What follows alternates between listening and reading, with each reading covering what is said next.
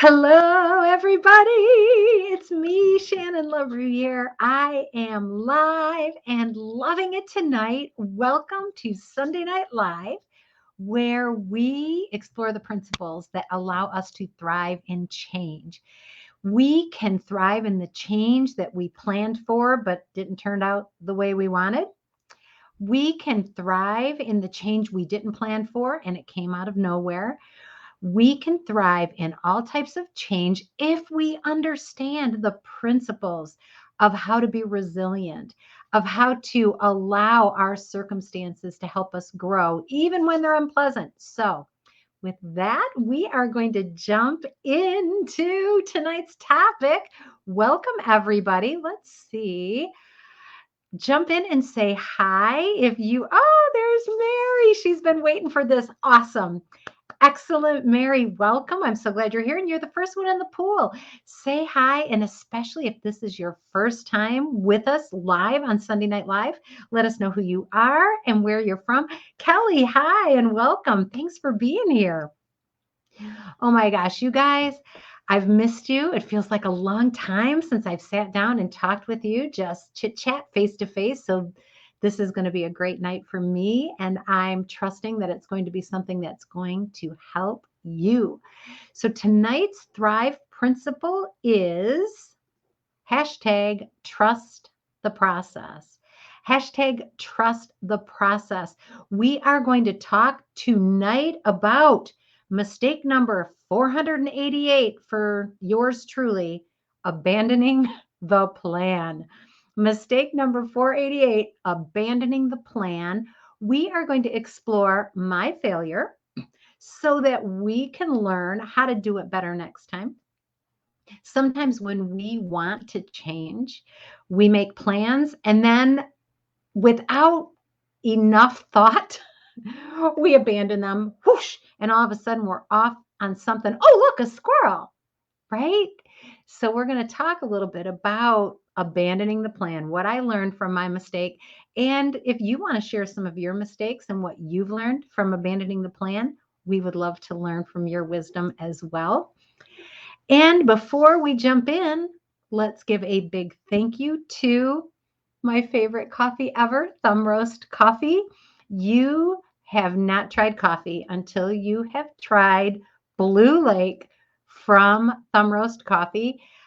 You guys, I was kind of promoting Sanilac Sunrise, and I'm not going to lie, it is really delicious. But then I had some Blue Lake the other day and realized, oh my gosh, I've been missing out. So I'm back to Blue Lake, at least for the next foreseeable future. I highly recommend you try any of the blends, any of the roasts from Thumb Roast Coffee. You are going to love them. And to make it extra special, even if you don't live in Michigan, you can have Thumb Roast Coffee and get it 15% off. Yes, by using the coupon code THRIVE, THRIVE is going to get you 15% off when you order your coffee from thumbroast.com. You will not be sorry. I hope you do. I can't wait to hear how much you love it. All right, let's get started. Somebody's already laughing, right? I was unfaithful. I was unfaithful to Blue Lake. Hi, Laura from Davison. I'm so glad you're here. Okay, so off we go. All right, so I was at a conference with two cohorts, and it had been a very intense 3 days of getting up early. And from the time we went to breakfast until after dinner, we were engaging with other people. We were listening to some great speakers. We got to hear Dave Ramsey. He was great. We got to hear the author of the book, Believe It. Her name is Jamie Kern Lima. And she's also the founder of It Cosmetics. We got to hear her speak. Super great stuff. John Maxwell, awesome. But in between that, even if we were on a break or if we were at a meal, we were, all three of us, being really intentional about our conversations. We wanted to connect with people in a genuine way. We wanted to add value to people if we could. We wanted to make sure that we were listening and being present when people were talking to us. We just used those 3 days to absorb as much wisdom and energy and great stuff as we could. And we also spent a lot of energy making sure that we could pour back into other people if we could help them, or if we could just listen and help them along their journey. So it was very intentional and it was very exhausting. Excuse me. So we spent 3 days of being super intentional, always on, then spending an hour, 2 hours after it was all done, talk, talk, talk, talk, talk. You guys may have done this, right? Talking, talking, talking, sharing what we learned, how we were growing, how we were going to challenge ourselves when we got back home. It was great. If you've ever been to a conference or any kind of a training like that, you know what I'm talking about. It was wonderful and it was exhausting. And so the conference ended at 5 o'clock on Wednesday evening. And we talked, the three of us, and decided, you know what sounds great? After all of this thinking and being intentional, doesn't it sound kind of good to just go get a bite to eat, get something cold to drink, and just hang out, just unwind and not think about learning anything, not talk about how we were going to grow, not have to be intentional about anything, just chill. Anybody else ever felt like that after a long day at work, maybe, or a long day at school, or maybe you've been to a conference? It sounded great. And so we got in line for a restaurant. We were going to get some delicious Italian food right there at the resort. We get in line for the restaurant. And who do I spot?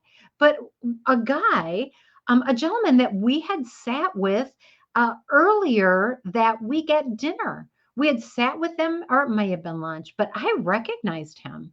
I recognized this gentleman. And so, without even thinking, you guys, here's where I abandoned the plan. Red alert, red alert. There should have been a siren going off in my head. And instead of listening to the warning signs, I looked at this person whom I knew from a half-hour meal together and said, "Hey, would you like to sit with us at dinner?" And my two cohorts looked at me like I had just spoken some foreign language. They were stunned. They gathered their senses together. They recouped. They were, oh, yeah, yeah, that would be lovely. He said, sure, yeah, I'd love to. And immediately I felt this stab of regret. We had just finished making a plan. Okay, it wasn't like it was a plan on how we were going to get, our doctorate degrees, but it was still a plan. And we had all agreed we just wanted to sit and hang out and chill. And here I had gone and abandoned the plan. And now I invited a new person that they didn't know to join us at dinner. But wait, there's more. There was another guy behind him in line. You guys, I invited another total stranger to join us for dinner. I added to the harm I had done by abandoning the plan, by adding another factor to it. What in the world was I thinking? Have you been there? Have you ever abandoned the plan because you felt a little guilty? Because you guys, that's why I abandoned the plan. We're going to talk about that in just a minute. I abandoned the plan. Now, there is a happy ending to this story. So it turned out the wait at that Italian restaurant was like an hour and a half, and we were hungry. So we kind of looked at each other, my two friends and I, and then we got, stranger one and almost stranger two. And it's like, well, hey, do we want to try that restaurant over there? So we're like, okay, yeah. So we all go over there. And that restaurant, the same deal, had a huge wait. And so, fortunately, the harm that I had done by abandoning our plan to be able to chill, we didn't have to suffer too much because stranger one went his way and stranger two went his way. And we decided we were going to explore a little more. And fortunately, and I feel like God bailed them out. He sure didn't do it for me. I did not deserve it. I felt like God had mercy on my cohorts that had made this plan with me and said, all right, you guys, you deserve to have a night to just chill. I'm going to take care of it. And we ended up finding a cute little restaurant out by the pool. There was nobody there. We didn't have to wait. We sat down. It was just us, just us. And guess what we did? We chilled. We chilled and it was wonderful. We didn't have to worry about incorporating conversation for somebody we didn't know. Is it a bad thing to do that? No, it's not. It's a kind thing to do. But there were some pitfalls that I did not pay attention to that we're going to talk about. So, abandoning the plan. I abandoned our plan, the agreement I made with my cohorts that we were going to proceed a certain way. And without even asking, I totally changed the direction of that train. Maybe you've never done that. Have you ever had anybody do that to you? And if so, what did it feel like? Oh, Kelly, you're being generous. I think your kindness overrode your plan. And I'm not at all surprised you did that. Kelly, thank you. And that is generous and a little bit true. But you know what? Kindness would have been considering the people that I had made an agreement with. And I wasn't feeling so much kindness when I made that offer to those strangers. It was more like guilt. And so let's talk about it. It is okay to change plans. I want you to know that. Do not get attached to a plan. If it is not serving you well, make sure you change it. A plan is only as good as the results it's giving you, okay? But before we abandon a plan, we need to ask ourselves some questions. So, the first question is this. You can write this down. Before we abandon a plan, we need to consider who else is connected to it. Who else is connected to the plan? Kelly, yes. Kelly says this, and thank you for confessing. My mouth often engages before my brain does. Yes, yes. So practicing, and this is what I'm still learning, practicing not speaking immediately, but allowing my brain to catch up with my mouth. That is never a bad idea. Unless there's something on fire or somebody's getting ready to fall into a deep pit, right? Hey, stop! Yell. But other than that, we almost always have time to take a split second or two to consider. So we have to ask ourselves before we abandon a plan, who is connected to it? Who else is connected to this plan? I changed a plan that affected not just me, but my cohorts, and they had been looking forward to our agreement. When I changed the plan, I put them in a really difficult spot. Now, I could go real hardcore with this and say, if they didn't like my change of plans, they could have just left me there and gone and done something else. But the truth is, they were kind and they were a little confused. And so they decided to stick with me. They were faithful. I'm like, okay, we'll ride this out with Shannon, even though we think she just put her foot in her mouth. Kelly says this, I'm a mother-in-law now, and I've learned to think before I speak. Good for you. Some mothers-in-law don't. So good for you, Kelly. And I want to be that kind too. Okay, so who else is connected to the plan?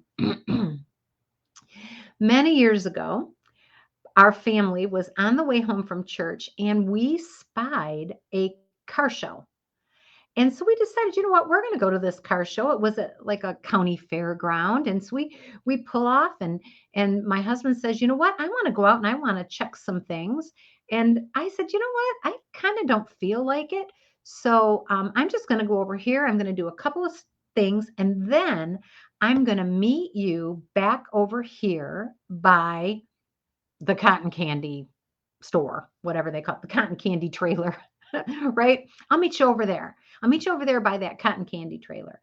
So I went and I checked out one or two things and I came back and I was waiting by the cotton candy trailer and I thought, you know what? It'd be easier for me to spot him if I went and just stood by the gate. You guys, what was I thinking? It made perfect sense at the time. I had a plan. It was to wait over here by the cotton candy trailer, but you know what? A better plan would have been to wait right over here by this gate where everybody has to pass through. That way, he won't have to walk as far to find me, right? You know what happened? I changed the plan. I didn't tell my husband. He was in another section of this huge fairground. And I went over and stood by the gate, positive that I would be able to spot him. And guess where my husband was? For a really long time, he was waiting over by the cotton candy trailer like we had agreed. This was a while back, so it was before we had mobile phones. So I'm waiting in the wrong place, getting more and more frustrated. He's waiting in the place we'd agreed on, and I'm not showing up. Eventually, he decides he's going to walk to the car, and who does he spot? Me in the wrong place. What was I thinking? No matter what improvement you feel like you're going to make to the plan, whether it is inviting a stranger or changing a meeting place or, I don't know, changing a meeting day. What about changing an entire approach to a problem? Before you change the plan, you have to stop and consider who is connected to it. And unless they know about the change, don't change it. Sometimes we don't have to ask them for permission. Sometimes we're the one who has all of the power, right? If you're the boss, you can do whatever you want, right? But it still behooves you before you make a change to run that by the people who are going to be impacted by your change of plans. All right. So that's the first thing I learned from abandoning the plan. The second thing is this. Why was I changing the plan? It would have been one thing if we were waiting in line to go to dinner and there was a person there that I felt like, oh my gosh, this is a person who's really, we would really love to spend time with this person. You guys, you trust me, this is going to be great. But that wasn't it. That wasn't it. Kelly, you mentioned that sometimes it's kindness, right? And sometimes it is kindness that makes us speak before we think. But kindness to whom? The truth of it is, I felt guilty. I felt guilty for not inviting that person to share our meal. There was nothing about him that looked like he was sad that he was dining alone. He might have had a plan himself. He looked perfectly happy, but without thinking, I changed the plan because I felt guilty. There was that awkward moment. Anybody else do something just because you felt awkward? It felt weird. Sometimes we speak. Sometimes we speak just because it's silent, because it feels awkward. I would love for everybody, including me, to become more comfortable with that awkward feeling of silence as we consider for a split second what our best approach is, instead of caving immediately to that feeling of guilt and then regretting it. regretting it. And I took other people with me. But you know what, you guys? I was looking forward to unwinding. I didn't want to have to do the hard work of actively entertaining a stranger or engaging in new conversation. I just wanted to chill and chat with my people. And that was 100% legitimate. I didn't just change the plan on them and they were disappointed. I changed the plan on me and I was disappointed. I allowed guilt. I allowed guilt to get me to change my plan. Another reason that we can change a plan, abandon a plan that's not a good reason, is pressure. Sales pressure will get us to change a plan. You guys, I should have said epic failures: 488, 219, 146, 3, because I have a lot of history abandoning plans. And thankfully, I'm getting better at it. But I don't know. This was quite a long time ago now. I decided that I was going to buy a new car, and I decided that I wanted a red Ford Focus sedan. I wanted a red Ford Focus sedan. So I went to the car dealership and talked with the salesperson and drove my new car home. And when my husband came out on the front porch to see the car, he says, "Why did you get a black station wagon?" You guys, I abandoned the plan. I abandoned the plan because of pressure. I felt pressure from a salesperson and I bought a black station wagon instead of a red sedan. I had to live with that black station wagon for 2 hideous years. It was a lemon. I hated that car. It was awful, awful. I abandoned the plan. And when I abandoned the plan, I suffered the consequences. And I didn't abandon it for the right reasons. I abandoned it because I felt guilty, or I felt pressured by a salesperson. How about peer pressure?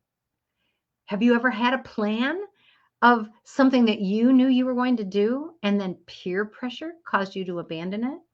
You were going to go and get your degree. You were going to go and get a certificate. You were going to pursue getting a new job, and peer pressure convinced you not to. You were going to start a business, but the people around you were naysayers. And so your plan sort of went by the wayside because all of the people around you didn't agree with it. Abandoning the plan because of pressure from others is not a good reason to abandon a plan. How about this reason? Impatience. We often abandon our plans because we just are impatient. Things aren't happening fast enough. And when things aren't happening fast enough, we get tired of doing the right thing. We get tired of following our process. We don't trust the process. And we stop before we get the full benefit of our plan. Meal planning is like this: consistently eating what we say we're going to eat when we say we're going to eat it works if we want to eat healthier. But sometimes we're tired of not seeing the results. And so we do something crazy. We abandon a perfectly good plan to go on the beet juice and soda water diet. And all of a sudden, instead of our consistent commitment to eating healthy, we go off on this fad diet, trying to lose weight fast, or we just don't eat for 4 days, right? We lose weight to go to the wedding or to look good for our class reunion. Women, I know you've been there. We abandon our plan because we get impatient. We abandon our plan when we get impatient. Don't allow impatience to convince you to abandon your plan. This is what we have to do before we abandon a plan. We have to ask ourselves this question. What has changed to make it necessary? What's changed to make it necessary for me to abandon my plan? Now we're just going to get nitty gritty into the thrive and change piece of this, the trust the process piece. I am 100% for you abandoning a plan that is not getting you closer to your goal. If your plan is not getting you closer to your goal, then it's time to assess your plan. But hear me out. If your goal is to have a laid back dinner with friends where you don't have to think about anything, you can just be yourself and not care, don't abandon your plan. Don't abandon your plan for something that's not going to get you closer to that goal. Don't do it. What changed about your goal that causes you to abandon your plan? So either your plan isn't getting you to your goal, or your goal has changed. And that's okay too. If your goal changes, abandon that plan, tweak it, make whatever adjustments you need to make. But always ask yourself, what has changed that makes it necessary for me to abandon this plan? That simple question, slowing down just enough to say, all right, so what was my goal here? And is my goal still the same? And is this plan getting me to my goal? I'm just going to stick with it. I'm just going to keep on that healthy eating plan, right? Forget the beet juice and seltzer water. Unless our plan is failing to get us closer to our goal, or our goal is different, and so that plan no longer serves us, think long and hard before you make a change. Think long and hard before you change your plan. Now, well, I shouldn't say that, before you abandon your plan. Abandoning a plan is the last resort. Almost every plan can be tweaked, right? Don't abandon a plan before you've looked at it and said, okay, what could I just adjust it a little? Could I just tweak it here or there? When we are working toward a change in our life, a change that we desire, we are going to have plans, and plans are only as good as the results that we get from them. You can plan to change your plan, understand that it happens, but I'm here to tell you, personal experience, do not abandon your plan because peer pressure, because of sales pressure. Do not abandon your plan because all of a sudden you get what you think is a better idea, and it might have been if you'd have thought of it at the beginning when everybody could be filled in, right? When you are getting ready to abandon a plan, consider who's attached to it and why you are abandoning it. And then ask yourself the question, what changed to make abandoning this plan necessary? Because if you can tweak a plan, it allows you to keep your momentum. And how many of you know the power of momentum when it comes to change in our life? When we've got positive change happening in our life, momentum is our friend, and tweaking a plan allows us to keep our momentum. Abandoning a plan stops us short, makes us regroup, affects the other people who are attached to the plan. At the very least, we want to make sure those people are informed. All right, so there you go, you guys. I have so many stories about changing the plan, abandoning the plan. How about the time I went to buy a dining room set, and my husband and I had talked about what we wanted. We wanted an oak dining room set that had 2 leaves so that it could get larger when we had large family gatherings. And it was very important to me to have a skirt on those leaves. And I'm not sure if they call it a skirt technically, but there's a piece on that leaf that allows the table to look kind of continuous all across it instead of having a big gap where the leaf was, like you've got the skirt of the table, and this big gap. I didn't like that gap. So I bought our dining room set, and when it got delivered, imagine our surprise when it was not oak, it was ash, and there was no skirt on any of the leaves. Well, I had 3 requirements. It needed to seat a certain amount of people. I got that. But 2 out of my 3 requirements went out the window. Why? Sales pressure. Sales pressure caused me to abandon the plan. It wasn't that the salesperson was awful. They were just really enthusiastic about this other table. And I ended up getting enthusiastic too. And before you know it, I thought it was great and I bought it. Then I got home and I couldn't remember what it looked like. Yikes, you guys, don't abandon the plan. I am getting better at it. I'm grateful that my friends did not have to pay the price when I forgot, when I backslid a little. But moving forward, I can just guarantee you I'm going to be more intentional about considering the plan before I abandon it and considering the people I'm going to impact. All right, with that, what do you guys have to say? What do you guys have to say? Kelly says, I feel awkward when I get compliments and I always make a joke. Right? Right? That awkward silence. I'll tell you what, one of the best things that we can do is get comfortable with silence. It feels like forever to us, but Kelly, that split second after you get the compliment and before you make the joke feels like forever, but it's really just moments. And what a precious time to be able to receive that beautiful gift from somebody and give it the attention and appreciation it deserves. That genuine thank you.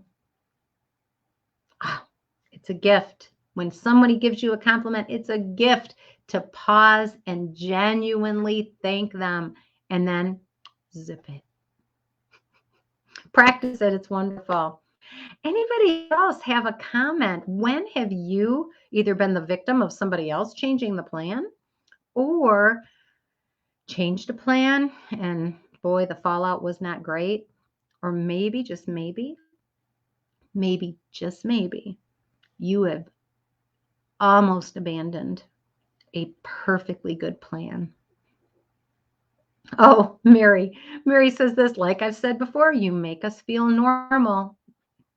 Mary, we are normal. I'm normal. You're normal. This is human stuff. And we can sharpen each other. We really can. We can sharpen each other. I am glad that it helps you.